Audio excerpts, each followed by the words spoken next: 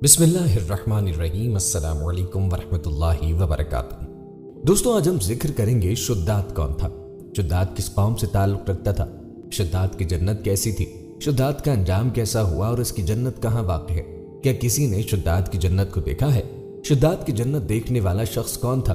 آج کی ویڈیو میں یہ تمام تر معلومات آپ تک پہنچائیں گے، اس لیے ویڈیو کو مکمل دیکھیے گا۔ دوستوں، فتح القدیر میں ہے کہ اللہ تعالیٰ نے ملک الموت حضرت اسرائیل علیہ السلام سے پوچھا، تمہیں کسی انسان کی روح قبض کرتے وقت کبھی رحم بھی آیا ہے؟ حالانکہ اللہ عز و جل خوب جانتا ہے۔ ملک الموت نے عرض کی، یا اللہ، مجھ کو 2 انسانوں کی جان نکالنے میں ملال ہوا تھا، اگر تیرا حکم نہ ہوتا تو میں ہرگز ان کی جان نہ نکالتا۔ ایک اس وقت جب نیلے بے کناں سمندر میں ایک چھوٹا سا جہاز اپنی منزل کی جانب رواں تھا۔ جہاز میں بہت سارے مسافروں کے علاوہ ایک عورت ایسی بھی تھی جس کے ہاں ابھی اسی وقت بچہ پیدا ہونے والا تھا۔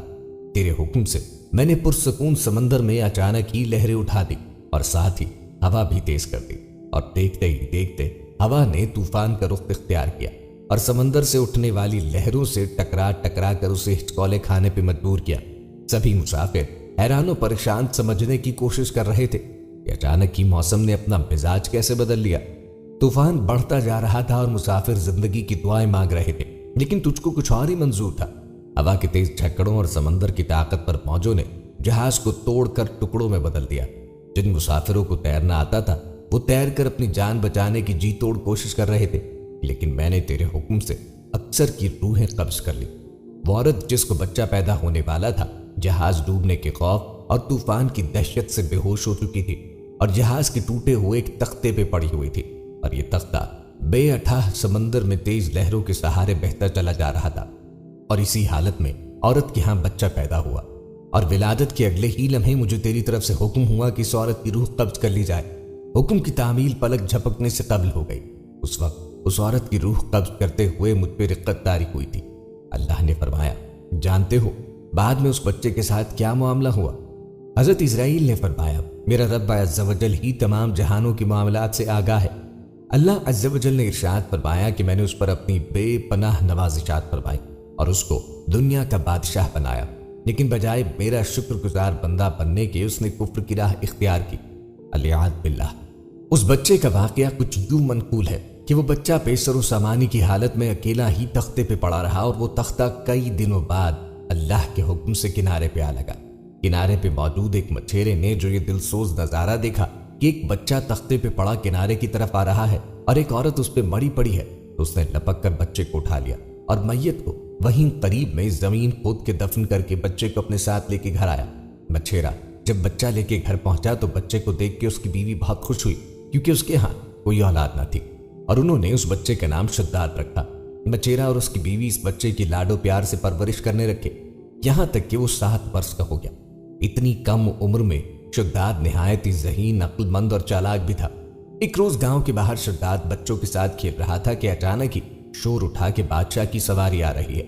یہ سنتے ہی سارے بچے بادشاہ کے ڈر سے بھاگے، لیکن شداد وہیں قریب کے ایک ٹیلے میں چھپ کر بادشاہ کی سواری اور شاہی لشکر کا نظارہ دیکھنے لگا، یہاں تک کہ تمام لشکر گزر گیا اور بادشاہ کی سواری گزرنے کے بعد کچھ پیادے گری پڑی ہوئی چیزوں کی خبر گیری کے واسطے لشکر کے پیچھے پیچھے آئے۔ ان پیادوں میں سے ایک پیادے نے راستے میں ایک پوٹلی پڑی ہوئی پائی۔ اس نے جب پوٹلی کو کھول کر دیکھا تو اس میں سے ایک سرمے دانی تھی۔ وہ پیادے اپنی ساتھیوں سے بولا، میں نے سرما پایا ہے، اگر تمہاری اجازت ہو تو میں اسے اپنی آنکھوں میں لگاؤں، کیونکہ میری بینائی بھی کچھ کمزور ہو گئی ہے، شاید اس سے کچھ فائدہ ہو جائے۔ اس کے ساتھیوں نے جواب دیا، اول تو راستے میں پڑی چیز اٹھانی نہیں چاہیے، خیر اب تو نے اٹھا ہی لی ہے تو بغیر آزمائے ہوئے آنکھوں پہ ہرگز مت لگانا، کہیں فائدے کے اور نقصان نہ ہو جائے، پہلے کسی اور کی آنکھوں میں لگا کر دیکھ۔ یہ سن کر پیادے نے ادھر ادھر دیکھا تو اسے شداد ایک ٹیلے کی اوٹ پہ کھڑا نظر آیا۔ پیادے نے اسے بڑے پیار سے بلایا اور کہا، آ بیٹا، ہم تیری آنکھوں میں سرما لگا دیں تاکہ تیری آنکھیں اچھی لگیں۔ شداد نے پیادے سے سرمے دانی اور سلائی لے کر اپنی آنکھوں میں سرما لگایا۔ سرما لگاتے ہی شداد کے 14 طبق روشن ہو گئے اور اسے زمین کے اندر چھپے ہوئے تمام خزانے بالکل اسی طرح سے نظر آنے لگے جیسے صاف شفاف پانی میں چیزیں نظر آتی ہیں۔ یہ اللہ کی نوازشات میں سے ایک بہت بڑی نوازش تھی۔ شداد حد سے زیادہ چالاک تو تھا ہی، لہٰذا اپنی چالاکی اور عقل مندی سے چلایا، اے خانہ خراب ظالمو، تم نے میری آنکھیں پھوڑ دی، ہائے ہائے میں اندھا ہو گیا، یہ میری آنکھ میں کیسا زہر لگوا دیا۔ भाई अब मैं बादशाह के पास जाके फरियाद करूंगा और तुमको सजा दिलवाऊंगा। प्यादों ने जो ये सुना तुम्हारे खौफ के सुरमा वहीं छोड़ा, गिरते पड़ते अपनी जान बचाए भाग खड़े हुए और शुद्धाद अपनी चालाकी और प्यादों की बुजदली पे खूब हंसा और सुरमेदानी लेकर अपने घर आ गया और अपने बाप से सारा वाकया बयान किया। मछेरा अपने बेटे की होशियारी से बहुत खुश हुआ और बोला, रात को जब सब लोग सो जाएंगे तो हम अपने भरोसे के मजदूरों के साथ फावड़े वगैरह लेके चलेंगे और जहां भी तुझको खजाने नजर आएंगे हम वहां से खोद के निकाल लेंगे और अपने गधों और खच्चरों पर लाद कर खजाना ले आएंगे। इस तरह शुद्धाद ने बहुत सा माल दौलत और जवाहिर इकट्ठे किए थे और सब गांव वालों को आए दिन दावतें करके अपना हमदर्द और रफीक बना लिया था। कुछ अरसे बाद शुद्धाद ने उस गांव के सरदार को कत्ल करके उसकी जगह पर खुद सरदार बन बैठा। होते होते ये खबर दूसरे हाकिमों और फौजदारों को पहुंची तो उन्होंने शुद्धाद को सजा देने का इरादा किया। इससे पहले कि वो कुछ कर गुजरते, शुद्धाद ने भी अपनी एक फौज तैयार कर ली और उन हाकिमों फौजदारों से मुकाबला किया और अपनी जहानत और बहादुरी से सब हाकिमों को एक एक करके हलाक किया। और इस तरह से बढ़ते बढ़ते शुद्धाद तमाम रुए जमीन का बादशाह बन बैठा और सारे जहां के हाकिम, उमरा और सरदार उसकी मुतीय फरमा बरदार हुए। शुद्धाद ने बेपनाह खजाने जमा कर लिए थे और अपना लश्कर इस कदर वसी और मजबूत बना लिया था कि हर तरफ उसका हुक्म चलता था। अपनी ताकत और बेहतरीन हिकमत अमली के जरिए शुद्धाद ने अपनी सल्तनत को कमाल उरूज बख्शा था और रुए जमीन के किसी इंसान को इतनी ताकत नहीं थी कि उसका मुकाबला कर सके। बेपनाह खजानों और माल दौलत, वसी और सल्तनत, अजीम शान लाव लश्कर और अपनी जहानत और ताकत की वजह से शुद्धाद अब गुरूर और तकब्बुर में मुब्तला हो गया था और उसने दावा खुदाई कर डाला।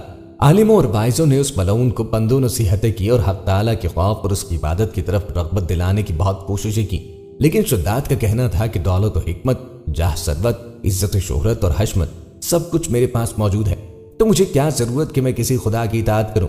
आलिमों ने समझाया कि सब मुल्क दौलत पानी है और अल्लाह ताला की इबादत और इताअत करोगे तो वो तुम्हें जन्नत अता करेंगे जो इस दुनिया से करोड़ हाथ दर्जे बेहतर होगी। शुद्धाद ने पूछा कि इस जन्नत में क्या खूबी है, तो आलिमों ने जो कुछ भी खूबियां और तारीफें जन्नतुल फिरदौस की पढ़ी और सुनी थी वो सब उसके सामने बयान कर दी। आलिमों की बातें सुनकर शुद्धाद ने हिकारत से हंसते हुए जवाब दिया, मुझे इस जन्नत की कोई परवाह नहीं और न ही मुझे वो जन्नत चाहिए, क्योंकि मुझ में इतनी ताकत और कुव्वत है कि मैं इससे भी अच्छी जन्नत इस दुनिया में बना सकता हूँ। इसके बाद उसने अपनी जन्नत बनाने का हुक्मनामा जारी किया। दोस्तों, अपनी जन्नत को देखने से पहले ही अल्लाह ने उसको इबरत का निशान बना दिया और उसका तकब्बुर और कुफ्र उसके कुछ काम ना आया। इस वाक़े में इबरत के बेशुमार पहलू पोशीदा हैं। एक ये कि तकब्बुर से हमेशा बचते रहना चाहिए कि तकब्बुर इंसान को तनज़्ज़ुली की तरफ धकेल देता है और मुतकब्बिर इंसान निशान इबरत बन जाता है, क्योंकि तकब्बुर जहन्नुम में ले जाने वाला काम है। तकब्बुर सिर्फ अल्लाह रब्बुल इज्जत की जात के लिए ही मखसूस है। दूसरा ये कि अल्लाह अज़्ज़ व जल की खुफिया तदबीर से हमेशा डरते रहना चाहिए कि ना जाने हमारे बारे में अल्लाह की खुफिया तदबीर क्या है। अल्लाह ताला से हमेशा आफियत तलब करते रहना चाहिए। ऐ अल्लाह, हम तुझसे बुरी मौत से पनाह चाहते हैं और आफियत का सवाल करते हैं। दोस्तों, ये था वाकया मलिकुल मौत का कि कैसे मलिकुल मौत ने एक बच्चे पर तरस खाया और फिर वही बच्चा बड़ा होकर सरकश बना और खुदाई का दावा कर बैठा। इसके अलावा रिवायत में यह भी आता है कि शुद्धाद की मौत के बारे में भी मलिकुल मौत ने कहा कि इसकी मौत पर भी मुझे मलाल हुआ, क्योंकि उसने अपनी सारी दौलत लगाकर जन्नत तैयार करवाई लेकिन देखना नसीब न हुई। दोस्तों, शुद्धाद की ऐसी मौत के बारे में आप क्या कहना चाहेंगे? कमेंट में जरूर बताइएगा। दोस्तों, इरम ज़ातुल इमाद, इरम सुतूनों वाला शहर या ज़बान आम में सिर्फ इरम कदीम अरब कौम आद के मरकजी शहर का नाम था। उन लोगों का ताल्लुक कौम आद से था और वो इरम नाम की बस्ती के रहने वाले थे। वो बस्ती बड़े बड़े सुतूनों वाली थी। इमाद जमा है अमद की और अमद के मायने सतून के हैं। आद के नाम से दो कौमें गुजरी हैं। एक को आदे कदीमा या आदे इरम कहते हैं। या आद बिन औद बिन इरम बिन साम बिन नूह की औलाद में से थे। इनके दादा की तरफ मंसूब करके इनको आदे इरम भी कहा जाता है। अपने शहर का नाम भी इन्होंने अपने दादा के नाम पे रखा था। इनका वतन अदन से मुत्तसिल था। इनकी तरफ हज़रत हूद अलैहिस्सलाम मबूस किए गए थे, लेकिन कौम आद के बदआमालियों के सबब जब उन्हें तबाह किया गया तो हज़रत हूद अलैहिस्सलाम हिज्र मौत की तरफ मराजिअत कर गए।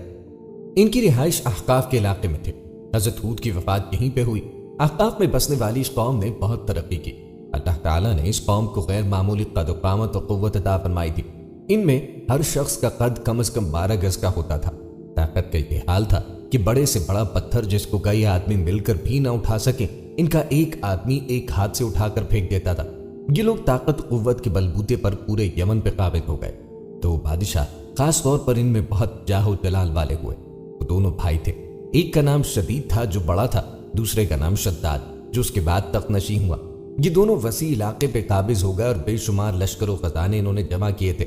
دوستو، کہا جاتا ہے کہ شداد نے اپنے بھائی شدید کے بعد سلطنت کی رونق و کمال کو عروج تک پہنچایا۔ دنیا کے کئی بادشاہ اس کے بعد گزار تھے۔ اس دور میں کسی بادشاہ میں اتنی جرأت و طاقت نہ تھی کہ اس کا مقابلہ کر سکے۔ اس تسلط اور غلبے نے اس کو اتنا مغرور و متکبر کر دیا کہ اس نے خدائی کا دعویٰ کر دیا۔ اس وقت کے علماء و مصلحین نے جو سابقہ انبیاء کے علوم کے وارث تھے اسے سمجھایا اور اللہ کے عذاب سے ڈرایا تو وہ کہنے لگا، جو حکومت و دولت اور عزت اس کو اب حاصل ہے اس سے زیادہ اللہ تعالیٰ کی عبادت کرنے سے کیا حاصل ہوگا؟ جو کوئی کسی کی خدمت و اطاعت کرتا ہے یا تو عزت و منصب کی ترقی کے لیے کرتا ہے یا دولت کے لیے کرتا ہے۔ مجھے تو یہ سب کچھ حاصل ہے، مجھے کیا ضرورت کہ میں کسی کی عبادت کروں؟ حضرت ہود نے بھی اسے سمجھانے کی کوشش کی لیکن بے سود۔ سمجھانے والوں نے یہ بھی کہا کہ یہ حکومت و دولت ایک فانی چیز ہے، جبکہ اللہ کی اطاعت میں اخروی نجات اور جنت کا حصول ہے جو دنیا کی ہر دولت سے بہتر اور زیادہ قیمتی ہے۔ اس نے پوچھا، یہ جنت کیسی ہوتی ہے؟ اس کی تعریف اور خوبی بتاؤ۔ نصیحت کرنے والوں نے جنت کی وہ صفات جو انبیاء کرام کی تعلیمات کے ذریعے ان کو معلوم ہوئی تھی ان کے سامنے بیان کی۔ تو اس نے کہا، مجھے اس جنت کی ضرورت نہیں، ایسی جنت تو میں خود دنیا ہی میں بنا سکتا ہوں۔ چنانچہ اس نے اپنے افسروں میں سے 100 معتبر افراد کو بلایا، ہر ایک کو 1000 آدمیوں پہ مقرر کیا اور تعمیر کے سلسلے میں ان سب کو اپنا نقطہ نظر اور پسند سمجھا دیا۔ اس کے بعد پوری دنیا میں اس کام کے ماہرین کو عدن بھجوانے کا حکم ہوا۔ علاوہ ازیں اپنی قلمروں میں سب حکمرانوں کو یہ حکم دیا کہ سونے چاندی کی کانوں سے اینٹیں بنوا کے بھیجے اور کوہ عدن کے متصل ایک مربع شہر جنت جو 10 کوس چوڑا اور 10 کوس لمبا ہو بنانے کا حکم دیا۔ اس کی بنیادیں اتنی گہری کھدوائیں کہ پانی کے قریب پہنچا دی، پھر ان بنیادوں کو سنگ سلیمانی سے بھروا دیا۔ جب بنیادیں بھر کر زمین کے برابر ہو گئیں تو ان پر سونے چاندی کی اینٹوں کی دیواریں چنی گئیں۔ ان دیواروں کی بلندی اس زمانے کے گز کے حساب سے 100 گز مقرر کی گئی۔ جب سورج نکلتا تو اس کی چمک سے دیواروں پر نگاہ نہیں ٹھہرتی تھی۔ یوں شہر کی 4 دیواری بنائی گئی۔ اس کے بعد 4 دیواری کے اندر 1000 محل تعمیر کیے گئے۔ ہر محل 1000 ستونوں والا تھا اور ہر ستون جواہرات سے جڑاؤ کیا ہوا تھا۔ پھر شہر کے درمیان میں ایک نہر بنائی گئی اور ہر محل میں اس نہر سے چھوٹی چھوٹی نہریں لے جائی گئی۔ ہر محل میں حوض اور فوارے بنائے گئے۔ ان نہروں کی دیواریں اور فرش یاقوت، زمرد، مرجان اور نیلم سے سجا دی گئیں۔ نہروں کے کناروں پہ ایسے مصنوعی درخت بنائے گئے جن کی جڑیں سونے سے اور شاخیں اور پتے زمرد کے تھے۔ ان کے پھل موتی و یاقوت اور دوسرے جواہرات کے بنوا کر ان پر ٹانگ دیے گئے۔ شہر کی دکانوں اور دیواروں کو مشک و زعفران اور عنبر و گلاب سے سیقل کیا گیا۔ یاقوت و جواہرات کے خوبصورت پردے اور پرندے چاندی کی اینٹوں پر بنوائے گئے جن پر پہرے دار اپنی اپنی باری پر آ کر پہرے کے لیے بیٹھتے تھے۔ جب تعمیر مکمل ہو گئی تو حکم دیا کہ سارے شہر میں ریشم و زردوزی کے قالین بچھا دیے جائے۔ پھر نہروں میں سے کسی کے اندر میٹھا پانی، کسی میں شراب، کسی میں دودھ اور کسی میں شہد و شربت جاری کر دیا گیا۔ بازاروں اور دکانوں کو کمخاب و زربفت کے پردوں سے آراستہ کیا گیا اور ہر پیشہ و ہنر والے کو حکم ہوا کہ اپنے اپنے کاموں میں مشغول ہو جائیں، اور یہ کہ اس شہر کے تمام باسیوں کے لیے ہر وقت ہر 9 قسم کے پھل میوے پہنچا کریں۔ 12 سال کی مدت میں یہ شہر جب اس سجاوٹ کے ساتھ تیار ہو گیا تو تمام امراء و ارکان دولت کو یہ حکم دیا کہ سب اسی میں آباد ہو جائے۔ پھر شداد خود اپنے لاؤ لشکر کے ہمراہ انتہائی تکبر اور غرور کے ساتھ اس شہر کی طرف روانہ ہوا۔ بعض علماء و مصلحین کو بھی ساتھ لیا اور راستے بھر ان سے ٹھٹا و تمسخر کرتے ہوئے ان سے کہتا رہا، ایسی جنت کے لیے تم مجھے کسی اور کے آگے جھکنے اور ذلیل ہونے کا کہہ رہے تھے؟ میری قدرت و دولت تم نے دیکھ لی۔ جب قریب پہنچا تو تمام شہر والے اس کے استقبال کے لیے شہر کے دروازے کے باہر آ گئے اور اس پر زر و جواہر نچھاور کرنے لگے۔ اسی ناز و ادا سے چلتے ہوئے جب شہر کے دروازے پہ پہنچا تو روایت ہے کہ ابھی اس نے گھوڑے کی رکاب سے ایک پاؤں نکال کر دروازے کی چوکھٹ پر رکھا ہی تھا کہ اس نے وہاں پہلے سے ایک اجنبی شخص کو کھڑے ہوئے دیکھا۔ اس نے پوچھا، تو کون ہے؟ اس نے کہا، میں ملک الموت ہوں۔ پوچھا، کیوں آئے ہو؟ اس نے کہا، تیری جان لینے۔ شداد نے کہا، مجھ کو اتنی مہلت دے کہ میں اپنی بنائی ہوئی جنت کو دیکھ لوں۔ جواب ملا، مجھ کو حکم نہیں۔ کہا، چلو اس قدر ہی فرصت دے دو کہ گھوڑے پر سے اتر آؤں۔ جواب ملا، اس کی بھی اجازت نہیں۔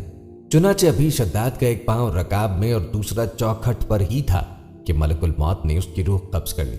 پھر حضرت جبرائیل علیہ السلام نے بڑے زور سے ایک ہولناک چیخ ماری کہ اسی وقت تمام شہر میں اپنی عالی شان سجاوٹوں کے ایسا زمین میں سمایا کہ اس کا نام و نشان تک باقی نہ رہا۔ قرآن پاک میں اس کا ذکر اس طرح ہوا ہے، وہ جو ارم تھے بڑے ستونوں والے اور شہروں سے اس کی مانند کوئی شہر شاندار نہ تھا۔ دوستوں یاد رہے کہ شداد اور اس کی جنت کا انجام معتبر تفاسیر میں لکھا ہے کہ بادشاہ اور اس کے لشکر کے ہلاک ہونے کے بعد وہ شہر بھی لوگوں کی نظروں سے اوجھل کر دیا گیا، مگر کبھی کبھار رات کے وقت عدن اور اس کے ارد گرد کے لوگوں کو اس کی روشنی اور جھلک نظر آ جاتی ہے۔ یہ روشنی اس شہر کی دیواروں کی ہے۔ دوستو یہ تھا تذکرہ شداد اور اس کی جنت کا۔ اب آپ کو اس شخص کے بارے میں بتاتے ہیں جسے شداد کی جنت دیکھنے کا اتفاق ہوا۔ دوستو یہ کوئی عام شخص نہیں بلکہ صحابی رسول ہیں جنہیں شداد کی جنت دیکھنے کا موقع ملا۔ مکمل واقعہ آپ کو بتاتے ہیں۔ روایات بتاتی ہیں کہ حضرت عبداللہ بن قلابہ رضی اللہ عنہ جو صحابی ہیں اتفاق سے ادھر کو چلے گئے۔ اچانک آپ کا ایک اونٹ بھاگ گیا۔ آپ اس کو تلاش کرتے کرتے اس شہر کے پاس پہنچ گئے۔ جب اس کے میناروں اور دیواروں پہ نظر پڑی تو آپ بے ہوش ہو کے گر پڑے۔ جب ہوش آیا تو سوچنے لگے کہ اس شہر کی صورتحال تو ویسی ہی نظر آتی ہے جیسے نبی کریم علیہ الصلوۃ والسلام نے ہم سے شداد کی جنت کے بارے میں بیان فرمائی تھی۔ یہ میں خواب دیکھ رہا ہوں یا اس کی کسی حقیقت سے بھی کوئی تعلق ہے؟ اس کیفیت میں اٹھ کر وہ شہر کے اندر گئے۔ اس کے اندر نہریں اور درخت بھی جنت کی طرح تھے، لیکن وہاں کوئی انسان نہ تھا۔ آپ نے وہاں پڑے کچھ جواہرات اٹھائے اور واپس چل دیے۔ وہاں سے وہ سیدھے اس وقت کے دارالخلافہ دمشق پہنچے۔ حضرت امیر معاویہ رضی اللہ عنہ وہاں موجود تھے۔ وہاں جو کچھ ماجرا ان کے ساتھ پیش آیا تھا انہوں نے بیان کیا۔ حضرت امیر معاویہ نے ان سے پوچھا، وہ شہر آپ نے حالت بیداری میں دیکھا تھا کہ خواب میں؟ حضرت عبداللہ رضی اللہ عنہ نے بتایا کہ بالکل بیداری میں دیکھا تھا۔ پھر اس کی ساری نشانیاں بتائیں کہ وہ عدن کے پہاڑ کی فلاں جانب اتنے فاصلے پہ ہے، ایک طرف فلاں درخت اور دوسری طرف ایسا کنواں ہے، اور یہ جواہرات و یاقوت نشانی کے طور پہ میں وہاں سے اٹھا لایا ہوں۔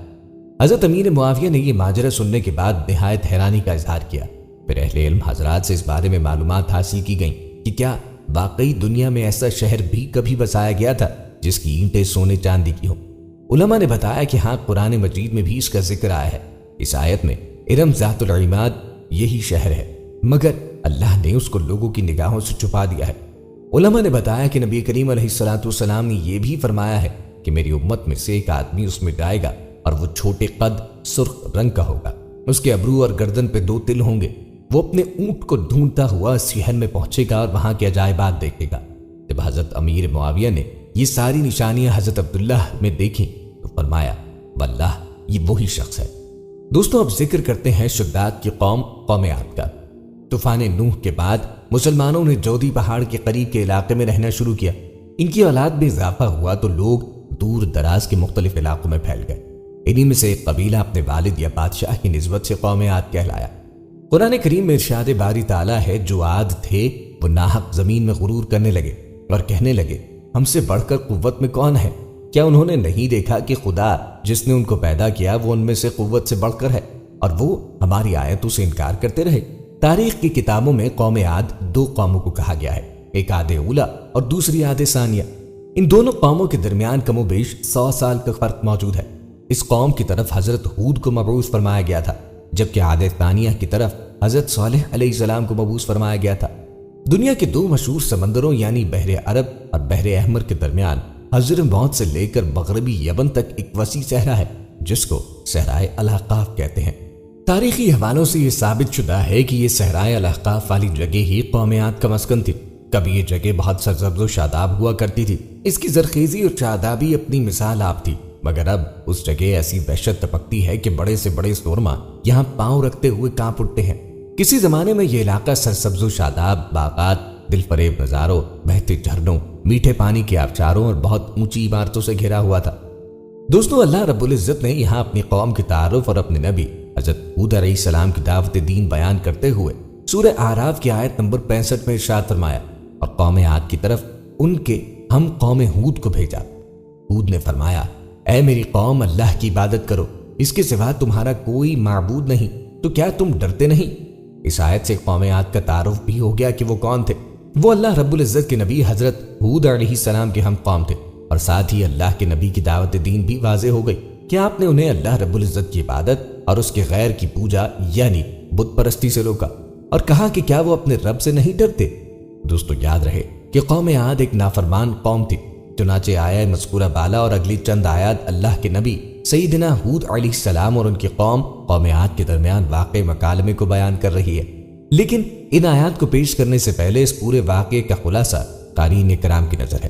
چنانچہ مفتی اہل سنت شیخ الحدیث و تفسیر مولانا مفتی قاسم اتاری زید مجدہ اپنی تفسیر قرآن بنام تفسیر صراط الجنان میں قصے کی منظر کشی کرتے ہوئے ارشاد فرماتے ہیں، اس آیت اور اگلی چند آیات میں جو واقعہ بیان ہوا اس کا خلاصہ یہ ہے کہ اللہ نے قوم عاد کی ہدایت کے لیے ان کے ہم قوم حضرت ہود علیہ السلام کو ان کی طرف بھیجا۔ حضرت ہود علیہ السلام نے ان سے فرمایا، اے میری قوم، تم اللہ کی عبادت کرو، اس کے سوا تمہارا کوئی معبود نہیں۔ کیا تمہیں اللہ عز و جل کے عذاب سے ڈر نہیں لگتا؟ اس پر قوم کے کافر سردار بولے، ہم تو تمہیں بیوقوف سمجھتے اور جھوٹا گمان کرتے ہیں اور تمہیں رسالت کے دعوے میں سچا ہی نہیں جانتے۔ کفار کا حضرت ہود علیہ السلام کی بارگاہ میں یہ گستاخانہ کلام کہ تمہیں بیوقوف سمجھتے ہیں، جھوٹا گمان کرتے ہیں، انتہائی درجے کی بے ادبی تھی، اور وہ اس بات کے مستحق تھے کہ انہیں سخت ترین جواب دیا جاتا، مگر حضرت ہود علیہ السلام نے اپنے اخلاق و ادب اور شان حلم سے جو جواب دیا اس میں شان مقابلہ ہی نہ پیدا ہونے دی اور ان کی جہالت سے چشم پوشی فرمائی۔ چنانچہ فرمایا، اے میری قوم، بیوقوفی کا میرے ساتھ کوئی تعلق نہیں، میں تو رب العالمین کا رسول ہوں، میں تو تمہیں اپنے رب عز و جل کے پیغامات پہنچاتا ہوں اور تمہارے لیے قابل اعتماد خیر خواہ ہوں۔ اور کیا تمہیں اس بات پر تعجب ہے کہ تمہارے پاس تمہارے رب عز و جل کی طرف سے تمہیں میں سے ایک مرد کے ذریعے نصیحت آئی تاکہ وہ تمہیں اللہ عز و جل کے عذاب سے ڈرائے؟ اللہ عز و جل کے یہ احسان یاد کرو کہ اس نے تمہیں قوم نوح کے بعد ان کا جانشین بنایا اور تمہیں عظیم جسمانی قوت سے نوازا کہ قد کاٹ اور قوت دونوں میں دوسروں سے ممتاز بنایا۔ تو اللہ عز و جل کے احسانات یاد کرو، اس پر ایمان لاؤ اور اطاعت و بندگی کا راستہ اختیار کرو۔ حضرت ہود علیہ السلام چونکہ اپنی قوم کی بستی سے علیحدہ ایک تنہائی کے مقام میں عبادت کیا کرتے تھے، جب آپ کے پاس وحی آتی تو قوم کے پاس آ کر سنا دیتے۔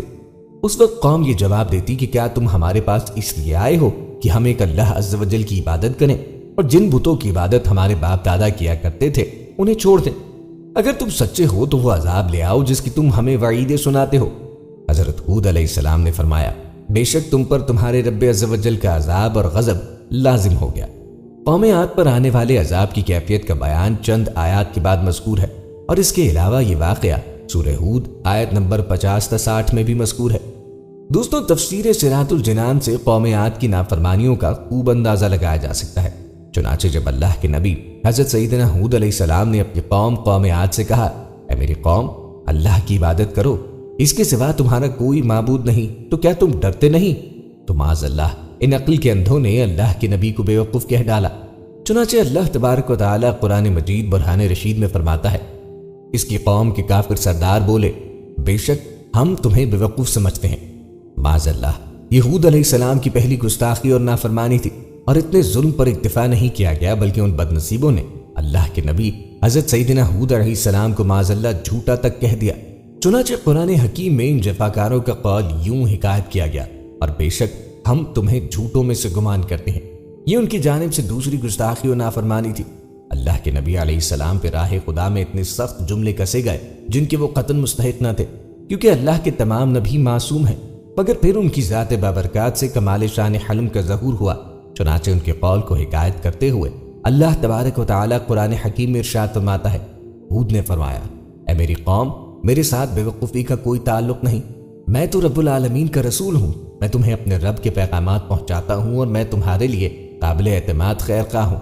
کافروں نے گستاخی کر کے حضرت ہود علیہ السلام کو معاذ اللہ بیوقوف کہا، جس پر آپ علیہ السلام نے بڑے تحمل سے جواب دیا کہ بیوقوفی کا میرے ساتھ کوئی تعلق نہیں، اور اس کی وجہ بالکل واضح ہے کہ انبیاء کرام علیہ السلام کامل عقل والے ہوتے ہیں اور ہمیشہ ہدایت پر ہوتے ہیں۔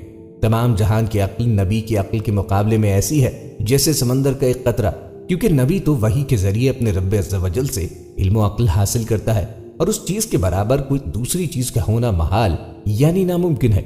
اس آیت سے دو مسئلے معلوم ہوئے۔ جاہل اور بیوقوف لوگوں کی بدتمیزی اور جہالت پر بردباری کا مظاہرہ کرنا سنت انبیاء علیہ السلام ہے۔ اہل علم و کمال کو ضرورت کے موقع پر اپنے منصب و کمال کا اظہار جائز ہے۔ اللہ کے نبی حضرت سیدنا ہود علیہ السلام نے دعوت حق دیتے ہوئے ارشاد فرمایا، اور کیا تمہیں اس بات پر تعجب ہے کہ تمہارے پاس تمہارے رب کی طرف سے تمہیں میں سے ایک مرد کے ذریعے نصیحت آئے تاکہ وہ تمہیں ڈرائے، اور یاد کرو کہ جب اس نے تمہیں قوم نوح کے بعد جانشین بنایا اور تمہاری جسامت میں قوت اور وسعت زیادہ کی تو اللہ کی نعمتیں یاد کرو تاکہ تم فلاح پاؤ۔ اللہ تعالیٰ نے قوم عاد کو سلطنت اور بدنی قوت عطا فرمائی تھی، चुनाचे शुद्दाद इब्ने आद जैसा बड़ा बादशाह इन्हीं में हुआ। ये बहुत लंबे कद वाले और बड़े भारी डेल डौल वाले थे, लेकिन इन बदनसीबों पे अल्लाह के नबी अलैहिस्सलाम के हलम से लबरेज दावत हक ने भी असर न किया। यूं इनकी सरकशी और नाफरमानी का न खत्म होने वाला सिलसिला जारी रहा। चुनाचे इस असर अंगेज फूलों के जवाब में उन्होंने जो कहा उसे हिकायत करते हुए अल्लाह तबारक व तआला कुरान हकीम में इरशाद फरमाता है, कौम ने कहा, क्या तुम हमारे पास इसलिए आए हो कि हम एक अल्लाह की इबादत करें और जिन चीजों की इबादत हमारे बाप दादा किया करते थे उन्हें छोड़ दें? अगर तुम सच्चे हो तो ले आओ वो अजाब जिसकी तुम हमें वईदें सुनाते हो। माअल्लाह, इन जालिमों को अपने बाप दादा की अंधी तकलीद ने कहीं का न छोड़ा और वो अपने नबी को अजाब लाने का चैलेंज करके अल्लाह रब्बुल इज्जत और उसके नबी की नाफरमानी का कभी इर्तिकाब कर बैठे।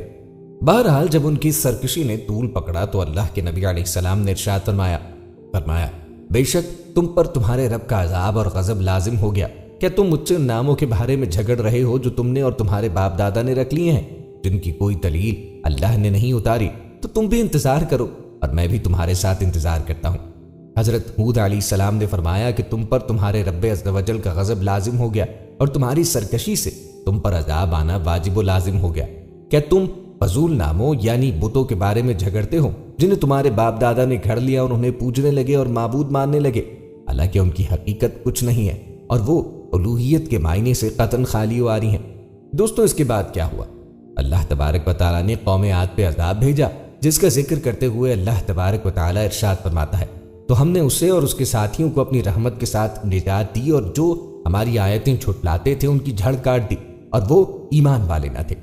दोस्तों, यूं हजरत हूद अलैहिस्सलाम की कौम पे अल्लाह का अजाब नाजिल हुआ। आइए आपको उस अजाब के नाजिल होने का वाकया सुनाते हैं। इसका मुख्तसर वाकया ये है कि कौम आद अहकाफ में रहती थी। अहकाफ ओमान और हिजर मौत के दरमियान इलाका यमन में एक रेगिस्तान है। कौम आद ने जमीन को फिस्क से भर दिया था। ये लोग बुत परस्त थे। इनके एक बुत का नाम सुदाई और एक का नाम सुमूद और एक का नाम हवाई था। अल्लाह ताला ने इनमें हजरत हूद अलैहिस्सलाम को मबऊस फरमाया। आपने उन्हें तौहीद का हुक्म दिया, शिर्क व बुत परस्ती और जुल्म जफाकारी की मुमानियत की, लेकिन वो लोग ना माने और आपकी तकजीब करने लगे और कहने लगे, हमसे ज्यादा जोरावर कौन है? उनमें से सिर्फ चंद आदमी हजरत हूद अलैहिस्सलाम पे ईमान लाए जो बहुत थोड़े थे और वो भी मजबूरन अपना ईमान छुपाए रखते थे। उन मोमिनीन में से एक शख्स का नाम मुस्तद बिन साद था। वो अपना ईमान मख्फी रखता था। जब कौम ने सरकशी की और अपने नबी हजरत हूद अलैहिस्सलाम की तकजीब की और जमीन में फसाद किया और सितमगारियों में ज्यादती की और बड़ी मजबूत इमारतें बनाई तो अल्लाह ताला ने उन पर बारिश रोक दी। 3 साल बारिश न हुई। अब वो बहुत मुसीबत में मुब्तला हुए और इस जमाने में दस्तूर ये था कि जब कोई बला या मुसीबत नाजिल होती तो लोग बैतुल हराम में हाजिर होकर अल्लाह से उस मुसीबत को दूर करने की दुआ करते थे। इसलिए उन लोगों ने एक वफ्द बैतुल्लाह को रवाना किया। इस वफ्द में 3 आदमी थे जिनमें मुर्सद बिन साद भी था। ये वही साहिब हैं जो हजरत हूद अलैहिस्सलाम पे ईमान लाए थे और अपना ईमान मख्फी रखते थे। इस जमाने में मक्का मुकर्रमा में अमालीक की सकूनत थी और उन लोगों का सरदार मुआविया बिन बकर था। उस शख्स का ननियाल कौम आद में था। इसी इलाके से वफ्द मक्का मुकर्रमा के हवाली में मुआविया बिन बकर के यहाँ मुकीम हुआ। उसने उन लोगों की बहुत इज्जत की और नहायत खातिर मदारत की। ये लोग वहां शराब पीते और बांदियों का नाच देखते। इस तरह उन्होंने ऐशो निशात में 1 महीना बसर किया। मुआविया को ख्याल आया कि ये लोग तो राहत में पड़ गए और कौम की मुसीबत को भूल गए जो वहां गिरफ्तार बला है। मगर मुआविया बिन बकर को यह ख्याल भी था कि अगर वो इन लोगों से कुछ कहे तो शायद वो ये ख्याल करें कि अब उसको मेजबानी की राह गुजरने लगी है। इसलिए उसने गाने वाली बांदी को ऐसे अशार दिए जिनमें कौम आद की हाजत का तस्करा था। जब बांदी ने वो नज्म गाई तो उन लोगों को याद आया कि हम उस कौम की मुसीबत की फरियाद करने के लिए मक्का मुकर्रमा भेजे गए हैं। अब उन्हें ख्याल हुआ कि हरम शरीफ में दाखिल होकर कौम के लिए पानी बरसने की दुआ करें। उस वक्त मुर्सद बिन साद ने कहा कि अल्लाह अज़्ज़ व जल की कसम, तुम्हारी दुआ से पानी न बरसेगा, अलबत्ता अगर तुम अपने नबी की इताअत करो और अल्लाह से तौबा करो तो बारिश होगी। उस वक्त मुर्सद ने अपने इस्लाम का इजहार किया। उन लोगों ने मुर्सद को छोड़ दिया और खुद मक्का मुकर्रमा में जाकर दुआ की। अल्लाह ताला ने 3 किस्म के बादल भेजे, एक सफेद, एक सुर्ख और एक सियाह। इसके साथ आसमान से निदा हुई कि ऐ कील, अपने लिए और अपनी कौम के लिए इनमें से एक बादल अख्तियार कर। उसने इस ख्याल से सियाह बादल को अख्तियार किया कि इससे बहुत पानी बरसेगा। चुनाचे वो बादल कौम आद की तरफ चला और वो लोग उसको देख के बहुत खुश हुए। मगर उससे एक हवा चली जो इस शिद्दत की थी कि ऊंटों और आदमियों को उड़ा उड़ा कर कहीं से कहीं ले जाती थी। ये देखकर वो लोग घरों में दाखिल हुए और अपने दरवाजे बंद कर लिए, मगर हवा की तेजी से न बच सके। उसने दरवाजे भी उखेड़ दिए اور ان لوگوں کو ہلاک بھی کر دیا، اور قدرت الہی سے سیاہ پرندے نمودار ہوئے جنہوں نے ان کی لاشوں کو اٹھا کر سمندر میں پھینک دیا۔ حضرت ہود علیہ السلام مومنین کو لے کر قوم سے جدا ہو گئے تھے، اس لیے وہ سلامت رہے۔ قوم کے ہلاک ہونے کے بعد وہ ایمانداروں کو ساتھ لے کے مکہ مکرمہ تشریف لائے اور آخری عمر تک وہیں اللہ کی عبادت کرتے رہے۔ قوم عاد ایک نہایت جسیم، قداور اور زوراور قوم تھی۔ یہ لوگ اتنے طاقتور تھے کہ مضبوط پہاڑوں کو تراش کر سردیوں اور گرمیوں کے لیے الگ الگ گھر بناتے تھے، لیکن جب ایسے قوم نے اللہ اور اس کے بھیجے ہوئے نبی حضرت سیدنا ہود علیہ السلام کی نافرمانی کی تو اللہ پاک نے ان کو رہتی دنیا تک نشان عبرت بنا دیا۔ اللہ پاک ان کی ہلاکت و تباہی کو بیان کرتے ہوئے سورۃ الزاریات آیت نمبر 41 اور 42 میں فرماتے ہیں، اور عاد میں جب ہم نے ان پر خشک آندھی بھیجی، جس چیز پر گزرتی اسے گلی ہوئی چیز کی طرح کر چھوڑتی۔ آخر وہ کون سی بدعمالیاں اور بد کرداریاں تھیں کہ جن کی بنا پر اس قوم کو عذاب دیا گیا؟ آئیے اس کا جواب قرآن سے لیتے ہیں۔ قوم عاد غیر اللہ کی عبادت کرتے تھے، جیسے کہ سورہ ہود آیت نمبر 53 میں ان کے قول کو یوں بیان کیا گیا، بولے اے ہود تم کوئی دلیل لے کر ہمارے پاس نہ آئے، اور ہم خالی تمہارے کہنے سے اپنے خداؤں کو چھوڑنے کے نہیں، نہ تمہاری بات پر یقین لائے۔ قوم عاد اللہ پاک اور ہود علیہ السلام کی نافرمانی کرتے تھے، چنانچہ سورہ ہود آیت نمبر 59 میں ہے، اور یہ یاد ہے کہ اپنے رب کی آیتوں سے منکر ہوئے اور اس کے رسولوں کی نافرمانی کی، اور ہر بڑے سرکش ہٹ دھرم کے کہنے پر چلے۔ قوم عاد ہود علیہ السلام کی گستاخی کرتے تھے، جیسے کہ سورہ اعراف آیت نمبر 66 میں ان کے اس قول کو بیان کیا گیا۔ اس کی قوم کے سردار بولے، بے شک ہم تمہیں بیوقوف سمجھتے ہیں اور بے شک ہم تمہیں جھوٹوں میں گمان کرتے ہیں۔ قوم عاد اللہ کی نشانیوں کو جھٹلاتے تھے، جیسے کہ سورہ حاقہ آیت نمبر 4 میں ہے۔ سمود اور عاد نے صخت صدمہ دینے والی کو جھٹلایا۔ قوم عاد غرور و تکبر کرتے تھے، جیسے کہ سورہ حامیم السجدہ آیت نمبر 15 میں آتا ہے۔ تو وہ جو عاد تھے انہوں نے زمین میں ناحق تکبر کیا اور بولے، ہم سے زیادہ کس کا زور۔ دوستو قوم عاد کو جن نافرمانیوں کی بنا پہ عذاب میں مبتلا کیا گیا، ہمیں ان سے بھی بچتے رہنا چاہیے اور ہمیشہ ہر حال میں رب قہار و جبار کی اطاعت کرتے رہنا چاہیے۔ پروردگار عالم نے قرآن کریم میں قوموں کی تباہی کے جو واقعات بیان فرمائے، ان کا اصل مقصد یہی ہے کہ بنی نوع انسان اور خاص طور پر امت مسلمہ ان سے سبق حاصل کرے۔ اللہ نے قوم عاد کو طاقت و قوت، مال و دولت، شان و شوکت سمیت دنیا کی ہر نعمت عطا فرمائی، لیکن جب اس نے نافرمانی کی، اپنے نبی علیہ السلام کی بات ماننے سے بارہا انکار کیا، تو اللہ نے اسے نیست و نابود کر دیا۔ ہم سب کو بھی انفرادی و اجتماعی طور پر اپنے روزمرہ معاملات کا جائزہ لیتے رہنا چاہیے کہ کہیں ہم جان بوجھ کر یا انجانے میں اللہ اور اس کے نبی کی نافرمانی کے مرتکب تو نہیں ہو رہے۔ دوستو ایسے ہی اللہ رب العزت غرور و تکبر کرنے والوں کو نیست و نابود کرتا ہے۔ تواریخ میں ایسی بہت سی مثالیں ملتی ہیں۔ دوستو یہاں ایک اور متکبر شخص کا ذکر کرتے ہیں جس کا نام قارون تھا، اور اس کے مال و دولت نے اس کو متکبر بنا دیا۔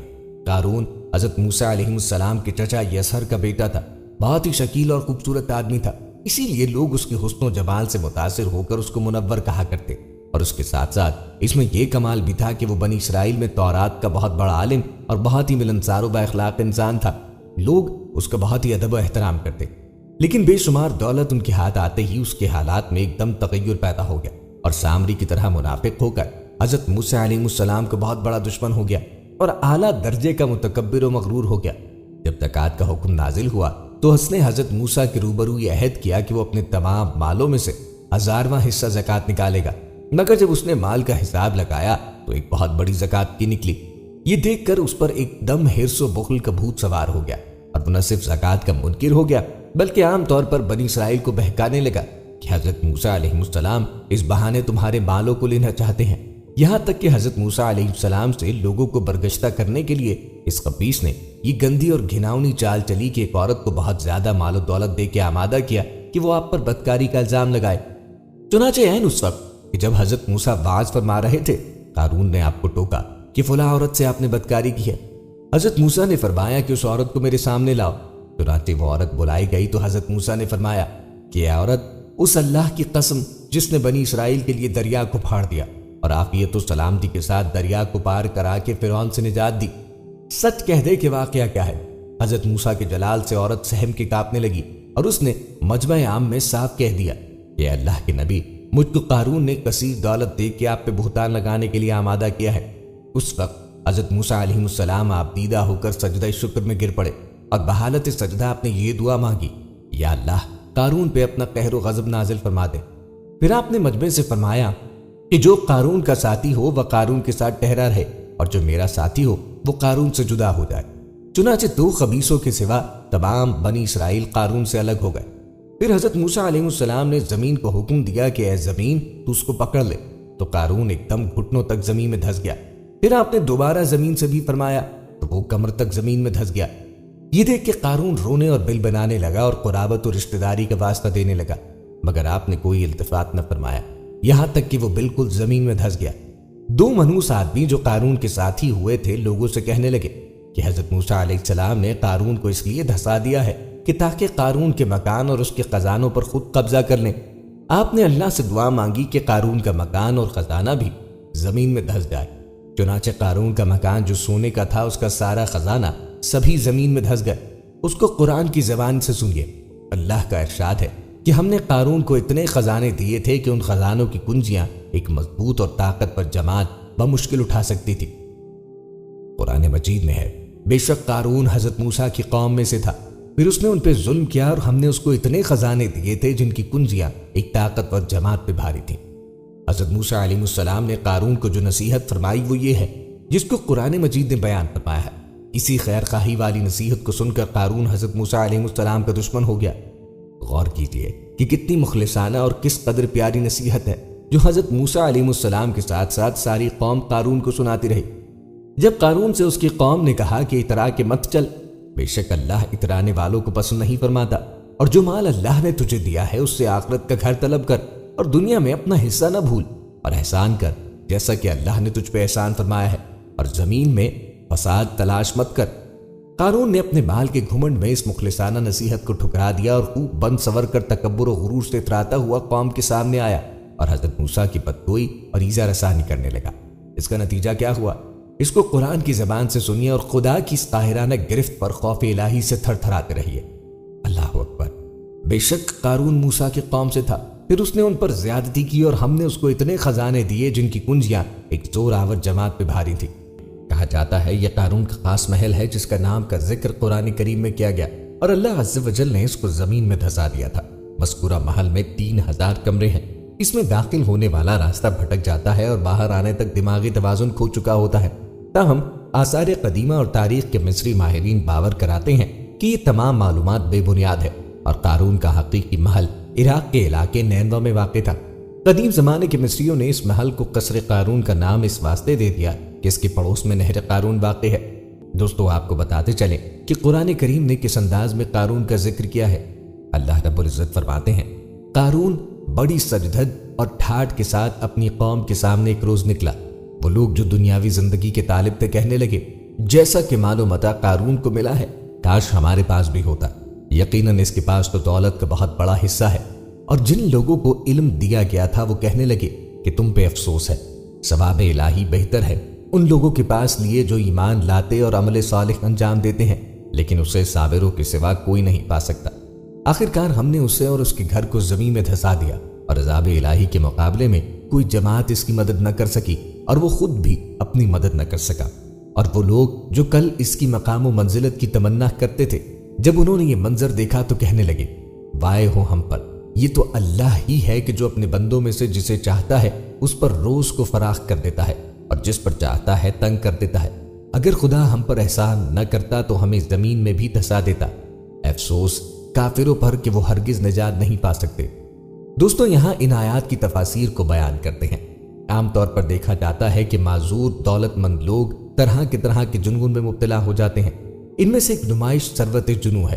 انہیں اس عمل سے خوشی حاصل ہوتی ہے کہ اپنی دولت کا لوگوں پہ اظہار کریں، مثلا یہ کہ وہ اپنی گراں قیمت سواری پہ سوار ہو کے نکلیں اور برہنہ پال لوگوں کے درمیان گزریں، ان کے منہ پہ گرد و غبار ڈالتے جائیں اور ان کی تحقیر کرتے جائیں۔ انہیں اس عمل سے تسکین ہوتی ہے، لیکن دولت کی یہی نمائش ان کے بلائے جاں بن جاتی ہے، کیونکہ لوگوں کے دلوں میں ان کے خلاف کینہ پرورش پانے لگتا ہے اور جذبات نفرت پیدا ہو جاتے ہیں۔ اور اکثر ایسا بھی ہوتا ہے کہ یہی شرمناک اور مکروہ عمل ان کی زندگی کو ختم کر دیتا ہے یا ان کی دولت کو برباد کر دیتا ہے۔ کتب تواریخ میں اس واقعے کے متعلق بہت سے افسانے اور داستانیں ذکر ہوئی ہیں۔ بعض مورخین نے لکھا ہے کہ قارون 4000 خادموں کی قطار کے ساتھ بنی اسرائیل کے درمیان سے گزرا، جبکہ یہ 4000 خادم گراں قیمت گھوڑوں پر سرخ پوشاک پہنے ہوئے سوار تھے۔ اس کے ساتھ خوشگل کنیزیں بھی تھیں جو سفید خچروں پہ سوار تھیں جن پر سنہری زین کسے ہوئے تھے۔ ان کی پوشاکیں سرخ اور 7 طلاکار تھیں۔ بعض لوگوں نے اس کے خادموں کی تعداد 70,000 لکھی ہے۔ جیسے کہ دنیا کا معمول ہے، قارون کی جاہ و حشمت کو دیکھ کر لوگوں کے درگرو ہو گئے۔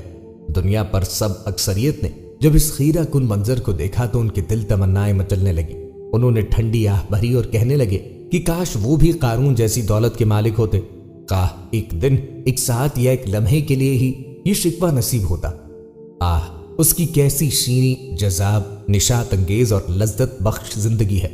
چنانچہ قرآن کریم میں فرمایا گیا ہے، جو لوگ دنیاوی زندگی کے طلبگار تھے انہوں نے کہا کہ کاش ہمارے پاس بھی اتنی دولت ہوتی جتنی قارون کے پاس۔ حقیقت میں اس کے پاس 9 دولت کافرواں کا حصہ ہے۔ آفرین ہے قارون پر اور اس کی بے پناہ دولت پر۔ واہ، اس کا کیا جاہ و جلال ہے اور کتنے خادم و نوکر چاکر ہے۔ تاریخ میں اس جیسا کوئی شخص نہیں ہے۔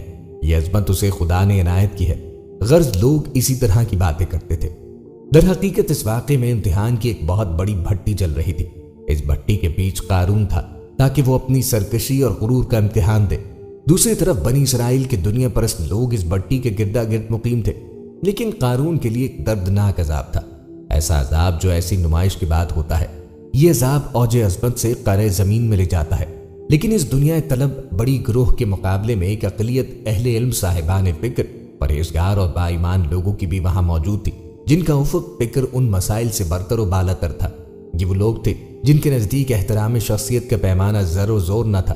ان کے نزدیک انسان کی قدر کا معیار اس کے مادی وسائل نہ تھے۔ یہ وہ لوگ تھے کہ دولت و ثروت کی عارضی اور موسیقی انگیز نمود و نمائش پر تمسخر آمیز طور پہ مسکرا دیتے تھے اور اسے ایک بے مغز اور غیر حقیقی شے سمجھتے تھے۔ چنانچہ قرآن میں مذکور ہے کہ وہ لوگ جنہیں علم و معرفت عطا ہوئی تھی انہوں نے کہا، تم پر افسوس ہے، یہ تم کیا کہہ رہے ہو؟ ان لوگوں کے لیے جو ایمان لائے ہیں اور عمل صالح کرتے ہیں خدا کی طرف سے ثواب اور جزا بہتر ہے۔ ان الفاظ پر انہوں نے یہ اضافہ کیا کہ یہ ثواب الہی صرف ان لوگوں کا نصیب ہے جو صابرین ہیں۔ اس ثواب الہی کے مستحق وہ لوگ ہیں جو دنیا کی زینت اور اس کے ہیجان انگیز پرو و شکوہ کے مقابلے میں مستقیم المزاج رہتے ہیں، جو نعمات دنیا کی محرومیت کو مردانہ وار استقلال سے برداشت کرتے ہیں، جو ناقص لوگوں کے سامنے کبھی سر نہیں جھکاتے اور جو دنیا میں مال و دولت اور خوف و مصیبت کی آزمائش کے مقابلے میں پہاڑ کی طرح ثابت قدم رہے ہیں۔ خلاصہ کلام یہ ہے کہ اسلام اس دولت کا خواہاں ہے جو زمین پر باعث فساد، انسانی اقدار کو فراموش کرنے والی، ارتکاز و تکاثر کی جنون آمیز مسابقت میں گرفتار کر دینے والی، انسان میں جذبہ برتری ذات پیدا کرنے والی، دوسروں کو بنظر تحقیر دیکھنے والی اور یہاں تک کہ پیغمبروں کے مد مقابل آنے والی نہ ہو۔ ان اخلاق رذیلہ کے بجائے وہ دولت ایسی ہو جس سے جملہ بنی نوع کو فائدہ پہنچے، بین الناس اقتصادی نشیب و فراز کے خلا کو پل کر دے۔ اس شخص نے جواباً عرض کیا، میں اس سے اپنی اور اپنے اہل و عیال کی معاشی فراہم کرتا ہوں، اپنے اعضاء کی مدد کرتا ہوں، راہ خدا میں اتفاق کرتا ہوں اور حج و عمرہ بجا لاتا ہوں۔